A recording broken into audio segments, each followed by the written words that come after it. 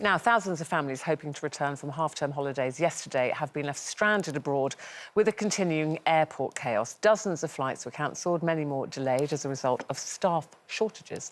Now, Transport Secretary Grant Shapps has ruled out sending in the army to help, which got us talking this morning, like, should the government be stepping in to help at all? Oh, government again. Yeah. What do you want them to do? Come around and cook your breakfast? Yeah. I mean, on the one hand, we keep saying the government need to stop trying to rule us. Otherwise, we'll be a nanny state. A nanny state. And now every time something happens, it's the government's fault. The government should be doing something about it. No, the airlines and everyone involved in that side of the business should be doing something about it. I mean, there are families, though, aren't there, Denise, with young children who've gone in all good faith and think, you know, and then just, boom, flight's cancelled. It's absolutely and they say, we haven't got another flight for 3 days. And all it is, sorry, staff shortages, there's never any consequences. Everybody passes the buck all the time. But there are some rules that I just would like somebody to understand. The whole idea used to be a time saver, which was to do online check-in before you get there.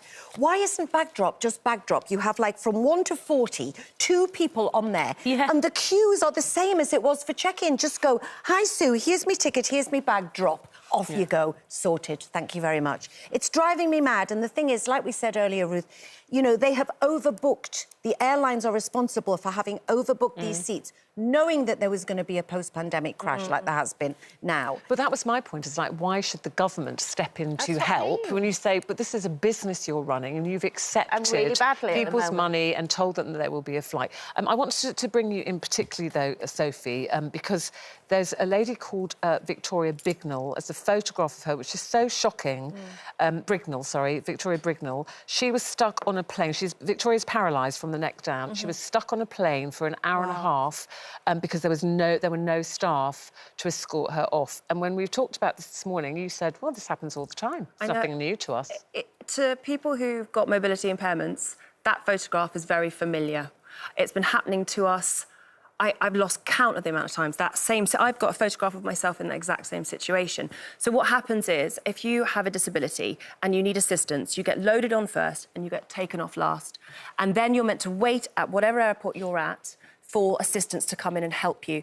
Now, the problem keeps happening that this assistance, for perhaps the reasons we're talking about earlier, the short staffing, there's various reasons, often don't come. And you're left like that lady there. So it's not the airline. So this is where it all gets a bit complicated and therefore frustrating, is that the airline, the airport, and then the ground handlers, they all have different responsibilities, and assistance doesn't fall to the airline or the airport. And what happens then is people like me get stuck, people like Victoria get stuck, company that runs waiting for this other company to come and help us get off the plane. So the airline staff can't help. The airport because they're not legally allowed to help. These people aren't. That's not their role. That's not their job. So this has happened to you? It's happened to me, countless times, Ruth. Honestly. Long before all this happened. This has been happening for years. Well before COVID. It's got worse, I think, because of the short staff. The fact that there's so few staff now.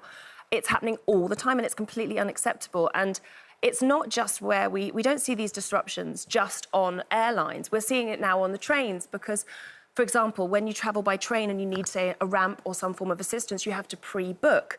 And because, again, staff shortages, people don't turn up to help, so you're left stranded. I've been stranded on a train. There are people who are stranded on the platform because we don't have the people there to help us. What about, can I ask you, Sophie, what about during a flight? So the company that are assisting you have got you onto the flight. Responsibility during the gets flight, if you then want to go to the bathroom. So what happens is, once you're on board, if you're not able to use your mobility device, like me, my chair gets taken away from me. And you've had to pay for a carer as well to accompany you on a flight at this point. So what happens is, I get onto my seat, and then whatever airline I'm with, the same policies apply, but it seems to be really just... It does seem to vary occasionally, which is frustrating, but I would sit in my seat and I can then not mobilise. So the only way to be able to get to the loo is to ring the call bell, and somebody will come along with what they call an aisle chair. Now, sometimes these aisle chairs, well, they're never self-propelling, so you always have to rely on somebody else, but sometimes there's been a situation where they don't even have them on board. I was told once on a flight that I had to wait.